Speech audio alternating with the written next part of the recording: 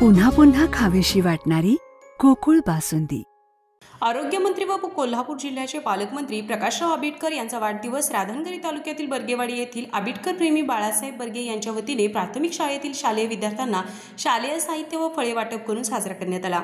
माजी उपसरपंच हरिबापू बर्गे यांच्या अध्यक्षतेखाली भोगावती परिसर संपर्क प्रमुख बाळासाहेब बर्गे यांच्या प्रमुख उपस्थितीत संपन्न झाला। यावेळी उपसरपंच शंकर बर्गे, पोलीस पाटील उदयसिंह बर्गे, शाळेचे मुख्याध्यापक युवराज मळगे तसेच बर्गेवाडी गावातील ग्रामस्थ, शिक्षक, विद्यार्थी उपस्थित होते। RK न्यूज प्रतिनिधी कौलव।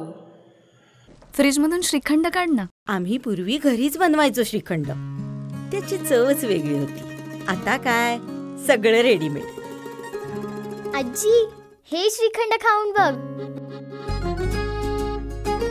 आज तुझ्या आईनं घरीच बनवलं की काय?